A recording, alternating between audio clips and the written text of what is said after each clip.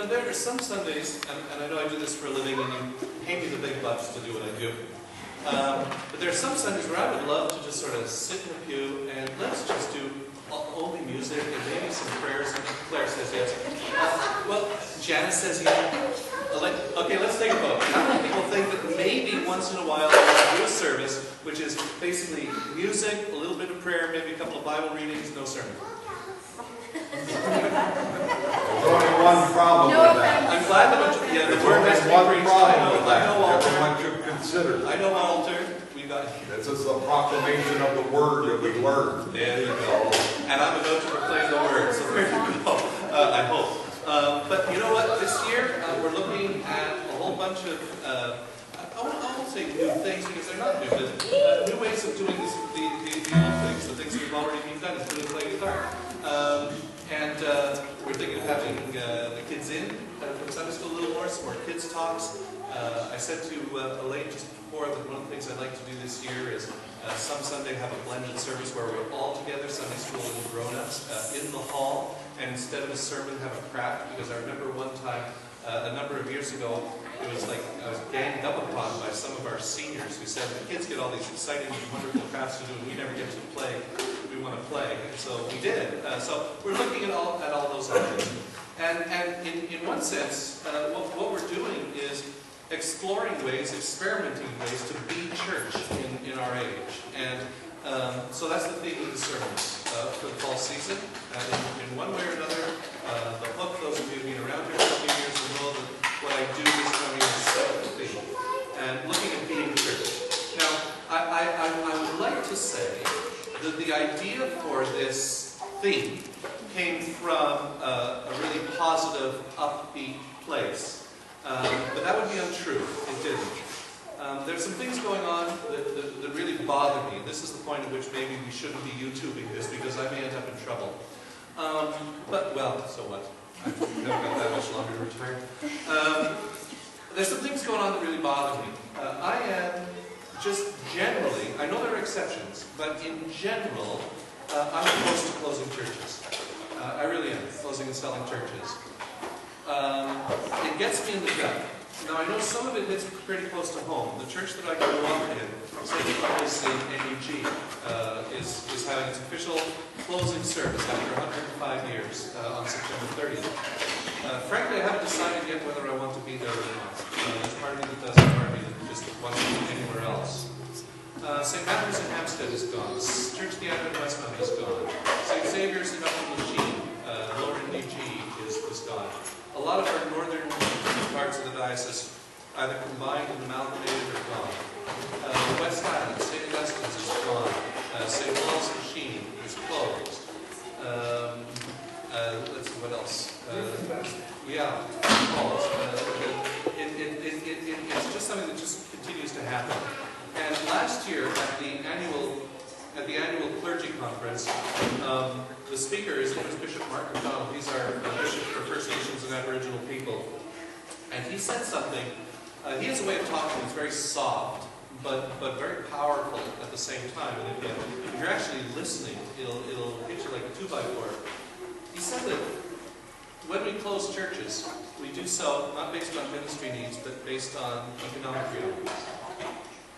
And he says, as a result, what we do is close the churches in areas of the most need, because they tend to be the areas that can least afford to have church. And as he said that, as a former archdeacon, I played the list in my brain of churches that we closed, and realized that he's absolutely correct.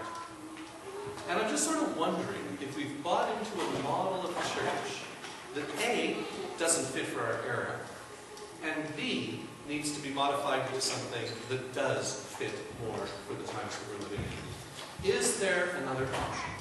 So the theme of this sermon is there another option? And of course, I think it is. And that's what I want to get into talking about. In order to get there, I want to tell you two stories. And see if there's something we might learn from these stories that is translatable to our context. Okay, so that's my point in telling these stories. Is there something we might learn from them that is translatable into St. Mary's context? I believe there is. Won't surprise you to know. The first one was from when I was a very young curate. I was ordained at 23, youngest curate ever ordained in the diocese, or youngest deacon ever ordained in the diocese, I was told. And I was sent to a marvelous parish, a wonderful parish, up in Kirkland. Wonderful people, not everybody, but there were a lot of wonderful people there. And the minister at the time, he certainly wasn't everybody's cup of tea, but he had a lot of fun. And he was a very sincere and dedicated minister. He taught me a lot, and he grew me. But one of the things that was constantly being said at that church, at corporation meetings, and parish council meetings, and I think the occasional vestry meeting, and certainly general conversation, was that there was an island. It's called Il Bazar, just over there, separated from this parish by the water bridge. And as we know, Anglicans are terrified of crossing the water, railroad tracks, and highways. Don't know why. But it was there, and it was starting to grow pretty fast. It's grown a lot faster since. And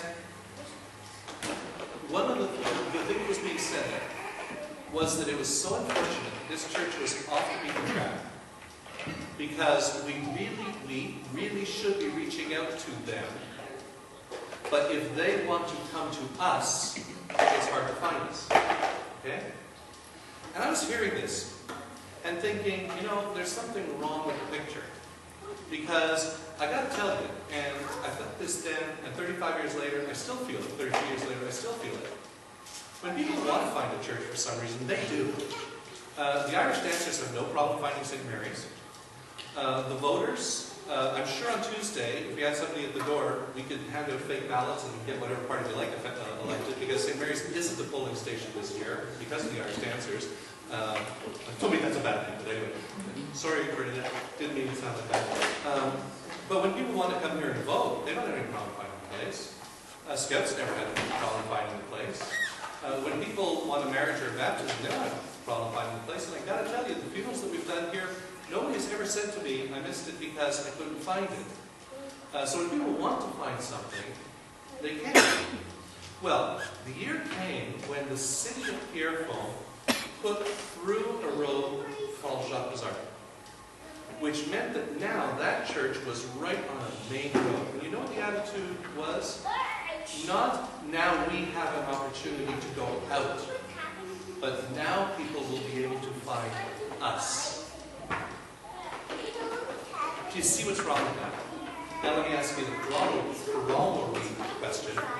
Do you think the following Sunday, after that road was completed, this church was flooded with immigrants from the bazaar? Of course not. Of course not. Because that's not how church works. That's not how church works. Particularly in our day and age. I think there was a day, and I think it happened before I was ordained, when people went to church because that's what people did. I think that might be easy to over-exaggerate as well, you know, everybody going to church, and everybody's ever done it. But there was a time when it wasn't uncommon for people to wake up on a Sunday morning without a whole lot of thought, just go to church, because that's what you do on Sunday mornings. There's nothing else to do, everything is shut down. That is long, long, long gone. And if the church is going to speak to our time, we have to know, A, what the message is, and B, we have to present it in a way that's compelling. We cannot say, oh good, we repaved the road, we eliminated the law. Okay, so that's one story. Let me tell you the second story. My second curacy. I learned some degree of wisdom as a curate, not enough because I did enough dumb things and continue to, but I did learn a degree of wisdom. I remember sitting down with the parish council in my second curacy. I didn't get fired from the first one, by the way. They just sort of moved me on. And we were talking about reaching out to the community. So I had a brilliant idea. One of the people that I had a great relationship with, her name was Edith Temple, lovely, lovely woman, ended up getting the Order of Canada for her work with veterans. Just a spectacular person. And as a result, she sort of engaged me in visiting seniors' homes and hospitals and all the rest of it. Well, this parish was positioned in a place where there was the biggest veterans hospital, I don't know what I'm talking about. But this is years and years ago, St. Anne's Veterans Hospital. And there was also a thing then called Senville Lodge. St. George's, which is a lovely church and many wonderful people, was not wheelchair accessible. And I sort of thought, wouldn't it be fantastic? This is, by the way, pretty early on. This is like 1982, before it became de rigueur. I brought it up to parish council. And I said, wouldn't it be great if we built a ramp? Thereby, if anyone who's there wants to come to church, Senator Lodge, and there were lots of other senior citizens as well, our church is accessible. And the response that I got, one person said it, and nobody counter-proposed. I fortunately kept my mouth shut. Maybe not fortunately, who knows. Said, we don't have any people in wheelchairs here. And the thing that goes through my mind is, duh. Remember that movie Field of Dreams? If you build it, they will come. This was before Field of Dreams. Now, don't get me wrong. There's lovely people and well-intentioned people in as far as I'm concerned, all our churches. But sometimes we lack vision of the possible. We lack vision of the possible. And so it seems to me that one of the things that St. Mary's needs to do, I introduced this with a cautionary tale of my opinion about closing churches, and then 2 anecdotes, is vision the possible, not bound by where we are in the present.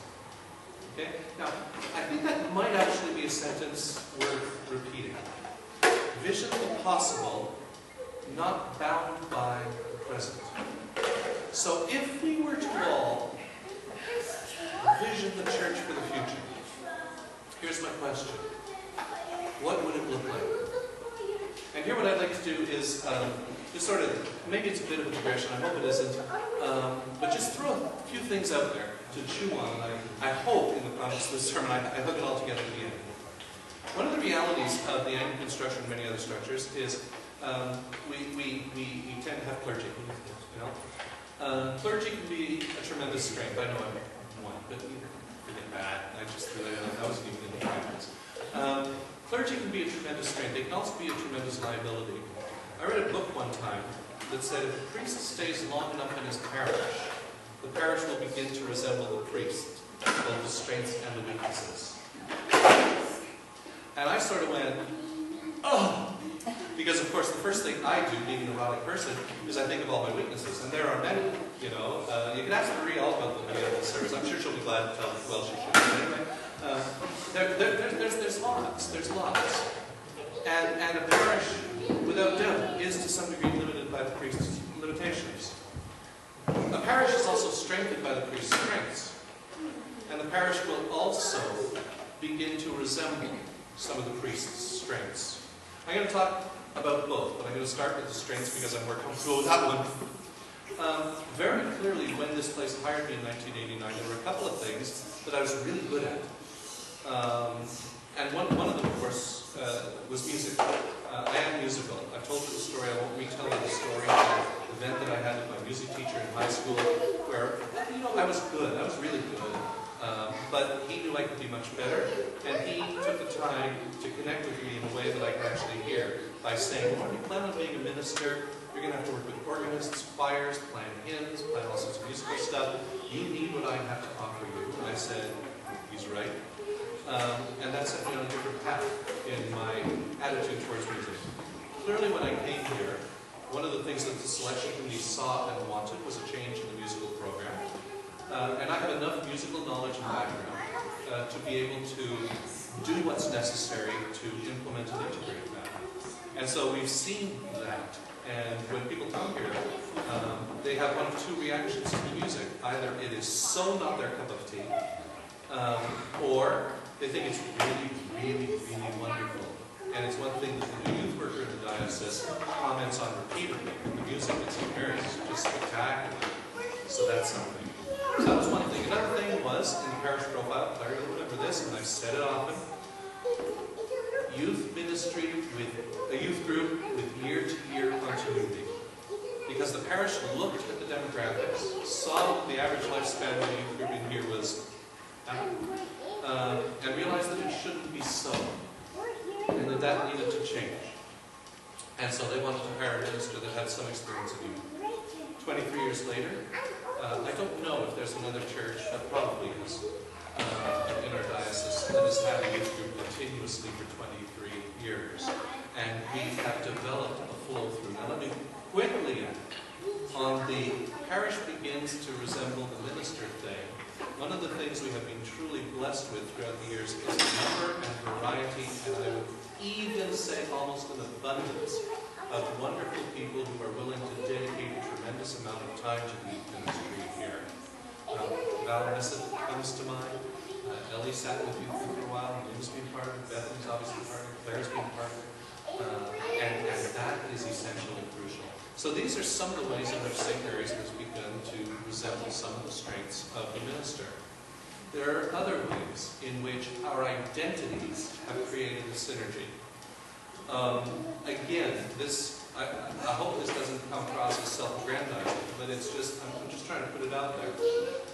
One of the things that, to me, is the lifeblood of Christianity is how we treat the poor, the distressed, the marginalized in our society and beyond. I don't know how you can get away from that and in any way call yourself a Christian. I just don't know. I don't know how a priest could say, well, I'm just not into that kind of thing, or a congregation could say, well, that's not our focus. I just don't get it. And to me, well, I'm almost running out of words here, even though I put in a lot of words in my creative sermon. I don't know how you can escape it. If you read the gospel and your brain isn't just a watertight compartment, but actually things get in. How do you escape that? That Jesus talks about the poor, the marginalized, the oppressed, the distressed, the sick, visiting the sick, healing the sick, visiting those in jail, feeding the hungry. How do you get away from it in the gospel? The special way in which Jesus sought children to be included in the kingdom, as opposed to pushed aside until they reach the age of maturity and have either their bar mitzvah or bat mitzvah, but then become real human beings. I don't know how the church could possibly, I just don't get how the church could possibly, in some quarters anyway, want to keep women marginalized. When you see what Jesus' friends were.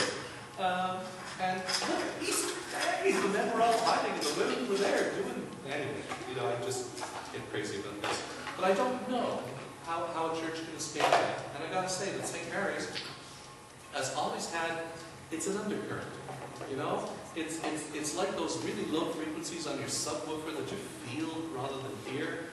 Something under there about taking care of people. And I think looking for opportunities. So that's the whole social justice aspect of things. How do you escape? But let me tell you this, and this is just a little bit of a peripheral that I'm going to develop a sermon on at another time. But if a church demonstrates a lack of interest in caring for the poor, the marginalized in our society, if a church demonstrates a lack of interest in social justice, let me tell you this.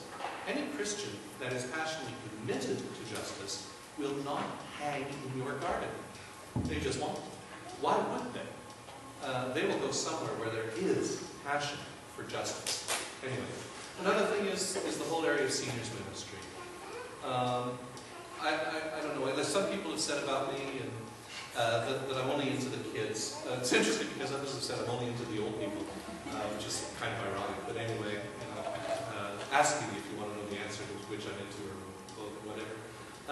It really seems to me, especially as the baby boomers start to retire and the longevity in our society increases, and I think it's a great thing, that one of the things that the church has just got to do is get involved.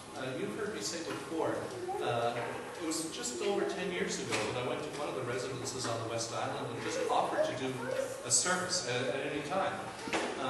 And I've told you, I admired the honesty of the director that I spoke to, or assistant director, I can't quite remember now, who said that they had a fear of clergy coming in and offering to do this because they're afraid of gold diggers. That's my term, that wasn't the term that she used, more polite term. But they saw the church as coming in and praying on people. And I don't mean praying like that. I'm praying like that. Ooh, there's a good sermon in there. Two ways of using the word pray. That, by the way, was a planned ad-lib, just in case you wanted to. Well, the landscape has changed. And now you've got these residences that are calling up the church saying, please come and do a service, and for some reason that I don't get, finding it hard to find a minister who will come and do a service. I just don't get that. The opportunity is there. A couple of weeks ago, the reading was, the fields are white at the harvest. If you want to look at it as a harvest, I don't like that. It's there, the opportunity is there. And there's something about St. Mary's that, again, on the subwoofer frequency, has always had that there somewhere. So that when the opportunities were presented to us, I had no convincing to do in this congregation. I didn't have to teach and preach for 6 months about it's good to take care of people. But it was, here's an opportunity, not do we respond, but how do we respond. Excuse me. So these are some of the things where I think I, in my strengths, there's a synergy between St. Mary's, what it is, and also what it wanted and wants to be, and my strengths. The unfortunate thing is, there's also a reality of weaknesses. And this is one, as I say, I said it facetiously at the beginning with a little bit of a chuckle. This is not the chuckle time. This is the, get serious here. I could go on at length about my weaknesses. I'm only going to pick on 2. One, organizational and administrative. It is a reality that I am smart enough, and I've still got enough energy, that if I was to dedicate myself to organization and administration, I could do it reasonably well. Not as well, certainly, as people who are gifted in that area. And boy, there are people who are gifted administrators, and God bless them, you know, and the church is blessed through them. I'm not one of those people, but, you know, could do it. It hasn't been a priority. And I do believe that one of the weaknesses of our parish is in that whole area of administration, which includes advertising and publicity and programming and continuity and all that sort of stuff. I'm not quite sure how to articulate this next part, so if I speak, please understand my intention. When it's not a gift, other things tend to get the focus and the attention. However, I really, truly, and firmly believe that in the age in which we are living, one of the things that is incumbent on the church, and St. Mary's, and me, is to get our act together in this field. Because if we are committed to getting the gospel message out, which is a message of love, reconciliation, and healing, and inclusion, if we're really interested in ministry, then we have to do what's necessary in order to make the connections and form the relationships such that it happens. And a catchword that we could use to describe that is administration.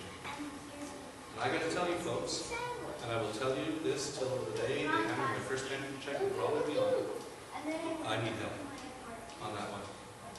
And fortunately, I really do think that God is gifting us in this place with some people who have certain talents and abilities and gifts in that area. We need to develop that. But I will say, as it is a weakness in me, so it is a weakness in the parish. We are not good at following continuity. We can have a wonderful, wonderful event that anyone, and their second cousin twice removed, would call a wonderful success. And we might well say, okay, so what do we do next? Where do we go next? And our follow is lacking because our structure is deficient. We need to work on that. Not to be slick, but to be effective in ministry in our time, to respond to God's gospel call, to establish justice, and to minister to people, and to include. That's why we've got to do it. That's a weakness in me. It's hard for me to work on that one. It's hard. I'd much rather be out there doing a whole lot of other things, but I really realize it's something that I and we need to look at. The second thing I want to mention is on a very different level. I've been talking mostly structural in terms of programming. The spiritual component of things. So Claire, this part of the served a bunch from you last year and others in the congregation that you'll recognize. I hope you'll see yourself in this part. I'm a Franciscan. You know, if I was a monk, I wouldn't be a Benedictine. I wouldn't be an Ignatian, meditating on things and reading over a Bible passage 3 times and letting things pop up. That's not me. I'm a Franciscan. Franciscans are work is prayer, prayer is work. You know? And you can use that as an excuse to not pray, or you actually can pray with work. And I always found that helpful for me in my spirituality. I've used this image before. Please forgive the using of it again. When I made that altar, granted I was just there with my chop saw and my sandpaper and all the rest of it. When I made that altar, I was praying for all the people present and all the people yet to come who would be receiving communion at that altar, from that altar, and it would be blessings that would be broken, all the rest. It was an opportunity for prayer. I remember very specifically, and I hope this doesn't sound cheesy because it's not meant to, being at that entrance with the jackhammer, because I was the one that jackhammered the floor slab to get the copper pipes into it. And I got to tell you, there was a little bit of me, it was early days, that was rather annoyed, shall we say, that I was just starting out in a new ministry, and I just finished a place where we built a building, so I still had the calluses from my spoosh, and here I was with a jackhammering a building. This is not what I was ordained for, Lord.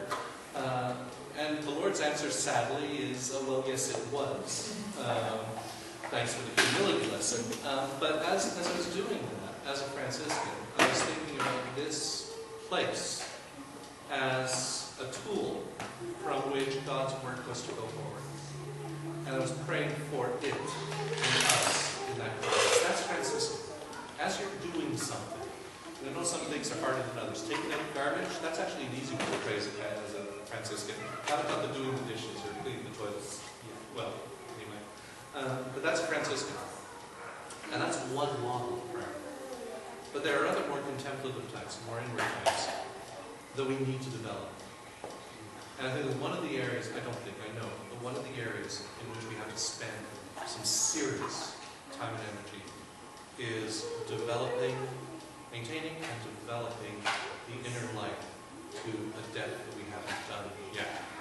Not to the exclusion of anything else, but God's grace is so much larger and more comprehensive than anything we can conceive of, that there is plenty of room to add 1 or 2 or 10 other things. I've taken some preliminary steps in that direction, and one of the things that I've done, I'm only going to mention a little bit of what I've asked you to do, but I've asked Walter in the fall to just call up some people, get together, meet some people, ask to meet together.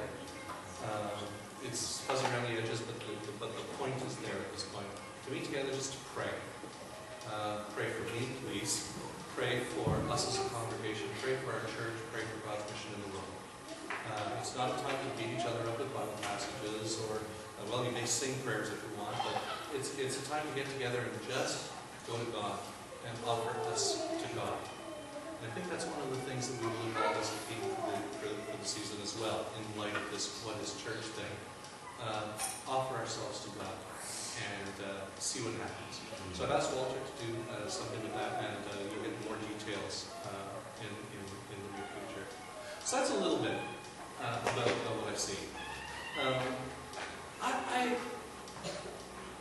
I've been in this church thing a long, long time now. And I know that there's some that are profoundly discouraged. Congregation members, people who've given so much of themselves, and they see little result, little fruit. But God hasn't changed his mind, you know. He still loves his creation and his people just as much as he ever did. And he wants them to know that and experience it just as much as he ever has wanted them to know that.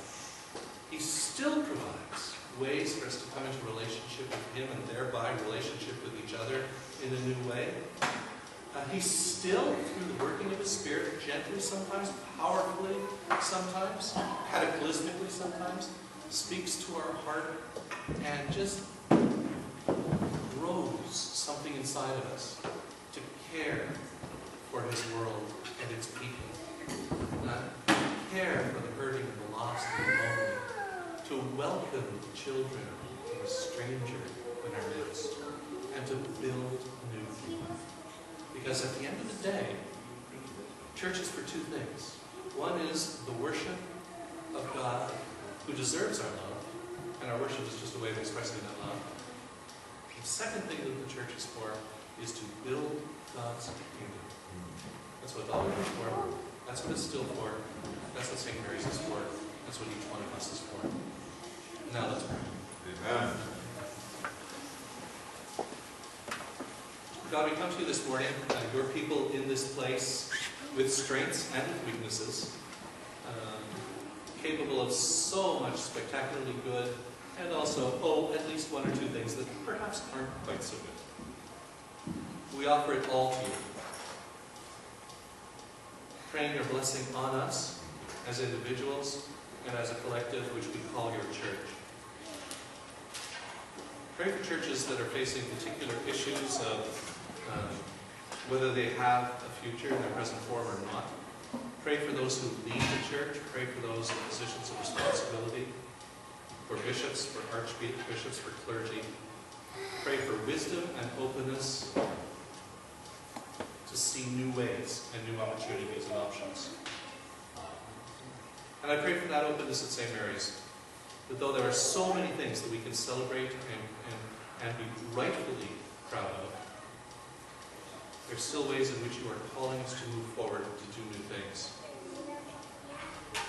Speak to us through your saints gathered in this place, the infants, the children, and the grown-ups as well.